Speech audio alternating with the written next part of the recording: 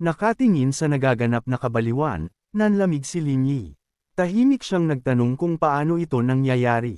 Kahit na ang mga spirit stones at elixirs na iyon ay top-notch, ang ganitong uri ng instant jump ay hindi dapat posible. Nagpatuloy si Zhongcheng hanggang sa umumbok ang kanyang tiyan na parang isang lobo. Hinawakan niya ang kanyang tiyan na bilog tulad ng laughing Buddhas at dumaing na ubos na siya at hindi na makakain pa. Inihagis na ang Heavenly Mandate 9th level ay hindi madaling basagin. Sa sandaling iyon, isang ganap na magkakaibang figure ang nagpakita kung saan nakatayo si Lan Yi. Ang kanyang boses ay naging malambot at pamilyar habang kinakausap niya siya sa titulo. Hindi pa man nakatingin si Zhongcheng. Narinig ang kanyang tono, casual niyang kinilala ang kanyang presensya, nagkomento na bihira siyang nag-abala pa ring magpakita upang panuurin ang isang tao na mamatay, pagkatapos ay nagtanong kung ano ulit ang pangalan niya. Nang matapos siya, sa wakas ay lumapag ang kanyang tingin sa kanya. Isang tingin sa mga mata ni Zhongcheng ay lumaki, ang kanyang hininga ay hamuli habang nagpupumiglas siyang irehistro ang kagandahan sa harap niya. Ibinato ni Lan Yi ang hitsura ng dalaga ng tuluyan, inilantad ang tunay na mukha ng isang venerable. Sinalubong ang kanyang tingin, ngumiti siya at formal na ipinakilala ang sarili.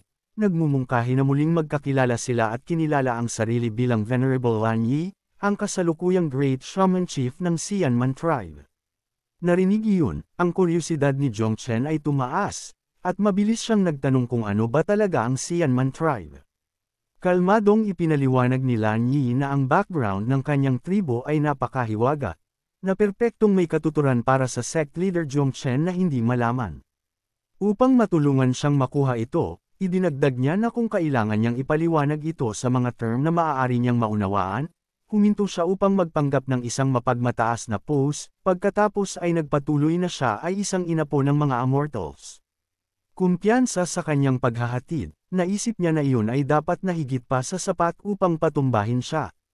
Ngunit laban sa anuman ang itinayo niya sa kanyang isip, si Zhongcheng ay nagbigay lamang ng isang banayad na tingin na halos hindi nagrehistro bilang pagkilala. Ang kakulangan ng reaksyon ay nagpalito kay Lan Yi, at pinindot niya muli. Pagdududa ang nakita sa kanyang boses sa kung paano siya hindi natinag. Iwinagayway yun ni Zhongcheng ng walang tunay na interes, casual na nagbalik ng isang tanong tungkol sa kung ano talaga ang dapat na nakakagulat. Ang apatiya ay nagsindi ng apoy sa kanyang dibdib. Nakalok ang mata niya sa kanya, tumataas ang galit, at sinabihan siya kung nahuli ba niya ang isang salita sa kung ano ang ibinunyag niya. Ipinaalala niya sa kanyang sino siya, inapo ng mga immortals at lahat iyon. Nang matapos siya, kalmadong kinumpirma ni Zhongcheng ang kanyang pahayag, inulit ang kanyang lineage tulad ng pagsuri sa isang grocery list, at pagkatapos ay nagtanong kung ano ang susunod.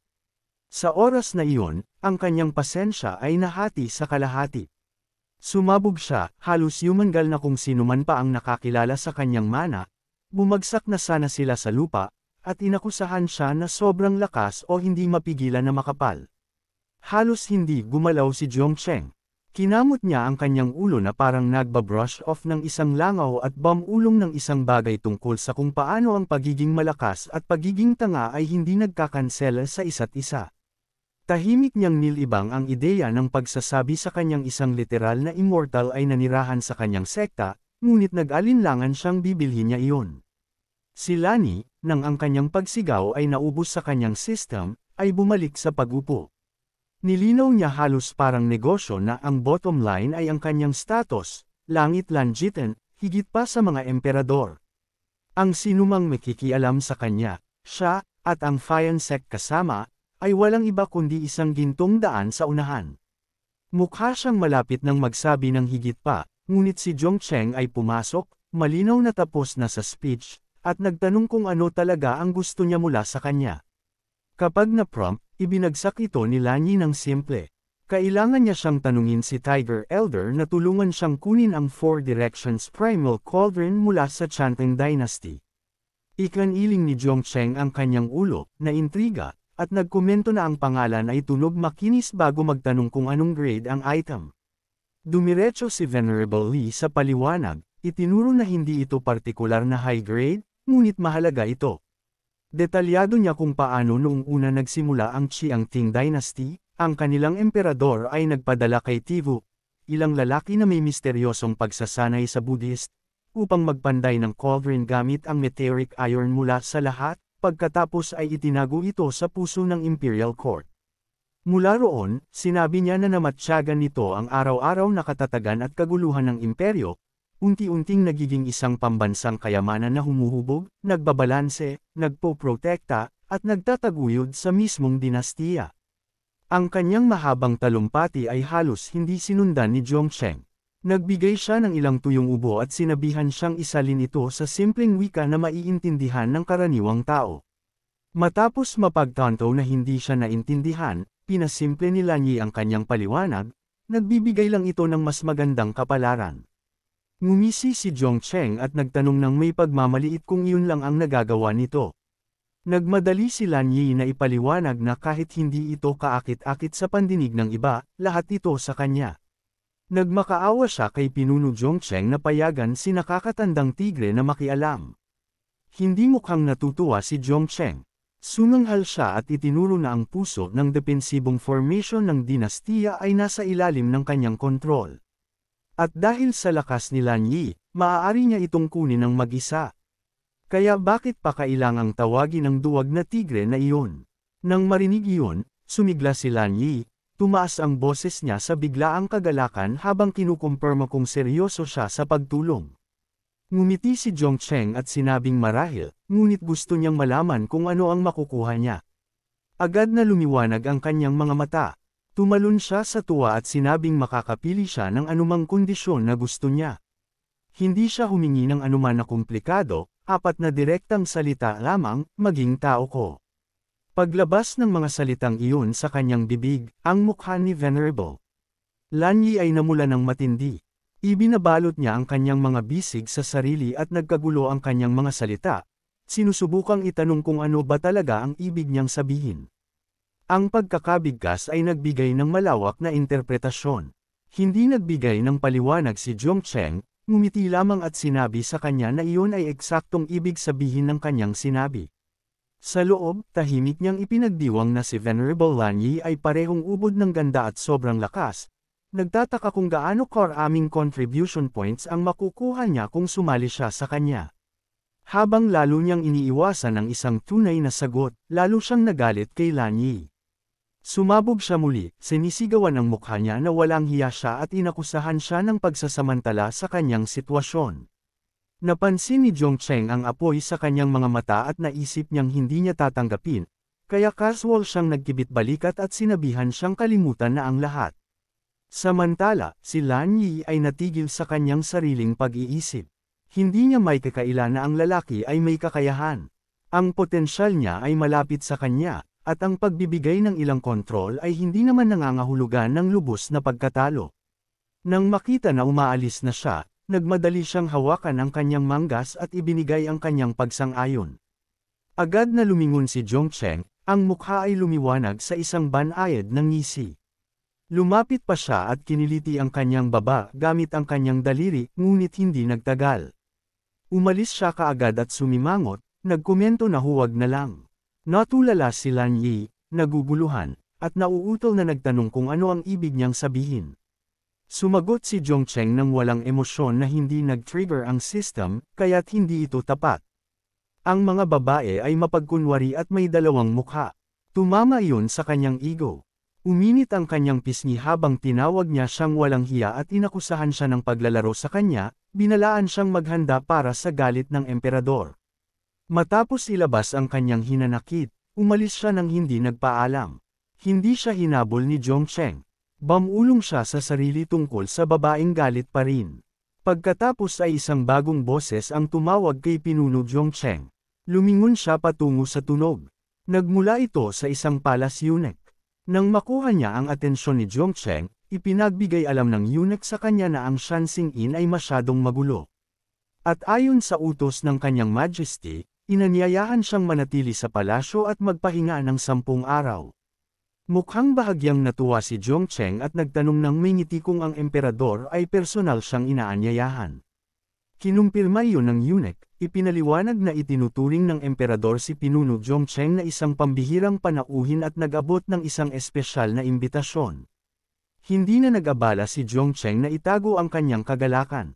Ang kanyang mga mata ay lumiwanag at hinimok niya ang eunuch na pangunahan ang daan. Kinagabihan ding iyon, malalim sa loob ng palasyo ng Chongqing Dynasty, nilamon ng kadiliman ang lahat. Matapos sundan ng eunuch sa palasyo, si Zhongcheng ay dinala sa isang eleganteng silid kung saan nagsimula siyang maghanda upang magpahinga. Ngunit isang katok sa pinto ang pumutol sa sandali. Naglakad siya upang buksan ito, tinatawag upang tingnan kung sino ito. Katahimikan at anino lamang ang bumati sa kanya. Pagkatapos ay isang kalusko sa likuran. Lumabas siya at ang figure ni Prinsesa Ningti ay pumasok. Nagayos siya upang palimbutin ang kanyang tindig at hinarap siya ng matamis sa kanyang titulo. Kumurap si Zhongcheng sa pagtataka, nagulat sa kanyang biglaang pagpapakita at nagtanong kung ano ang ginagawa niya roon. Sa sandaling iyon, lumuhad si Ningti. Ang kanyang boses ay nanginginig habang nagmamakaawa siya kay Pinuno Zhongcheng na iligtas. Siya, ang biglaang pakiusap ay nagpasigla sa kanya at nagtanong siya kung ano ang nangyayari. Mabilis na ipinaliwanag ni Ningti na mayroong isang bagay na hindi niya alam. Sa kabila ng pagiging isang prinsesa, siya ay nabubuhay sa takot sa loob ng maraming taon. Kinuha niya muli si Venerable Lan Yi, inihayag na ang hairpin ng babae, na minsang kinasasabakan ni Zhongcheng, ay pag-aari ng maid na naglingkod sa kanya. Ang paglilinang ng maid na iyon ay nalampasan pa ang kanyang imperial grandfather, at mayroon siyang mga plano sa imperial legacy, habang nagpapanggap bilang isang lingkod upang dahan-daang magdala ng kapahamakan. Matapos ay lahad ang lahat, casual na nagtanong si Zhongcheng kung bakit hindi na lang siya naghagis ng isang malaking formation sa kanya at tapusin na. Nang hindi niya nalalaman, tinamaan niya ang isang maselang punto. Sumabog sa luha si Ningti, ipinagtapat na sinumpa siya ng mga demons, na may kakayahang tapusin siya sa isang solong pag-iisip. Hindi siya naglakas loob na gumawa ng isang galaw. Habang nagpapatuloy ang kanyang kwento, sinimulan ni Zhongcheng na ayusin ito. Ngumiti siya at tinawag ang kanyang tunay na motibo. Gusto niyang gamitin siya upang gawin ang pagpatay. Hindi umiwas sa katotohanan si Ningti. Idinagdag lamang niya na bukas sa panahon ng Grand Ceremony of Heaven Worship, ang emperador ay ipapakita siya bilang isang espesyal na panauhin, na nagbibigay sa kanila ng isang pagkakataon upang sumalakay. Pagkatapos ay binago niya ang postura. Tumayo sa kanyang mga paa, itinulak niya ang kanyang dibdib pasulong at idineklara na sa sandaling tapos na ang trabaho, si Zhongcheng ay magiging prince consort ng Shaanxing Dynasty. Nireranggo lamang sa ibaba ng emperador at higit sa lahat. Habang sinabi niya ito, lumapit siya at niyakap siya. Hindi pinalampas ni Zhongcheng ang pagkakataon. Kinurot niya ang kanyang baba at tinukso kung ang pagiging pangalawa sa isa ay nangangahulugang nasa ibaba ng kanyang imperial grandfather o sa kanya. Namula si Ningti at dahan-daang itinulak siya palayo. Tumatawa na si Pinuno Zhongcheng ay naging malikot at nangako na magkakaroon ng maraming oras upang makipaglaro sa maid na iyon mamaya. Matapos ihulog ang pahiwatig na iyon, yumuko siya, lumingon, at tumakbo. Sumigaw si Zhongcheng pagkatapos niya. Itinuro na hindi niya ipinaliwanag ang mga detalye para bukas. Gayunpaman, alam niyang hindi na siya babalik. Naiwan na nakatayo sa silid ng nag-iisa, ang mukha ni Zhongcheng ay naging rosas habang bumubulong sa sarili kung gaano mapag-isip ang prinsesa, nagtataka kung paano siya dapat makatulog ngayong gabi.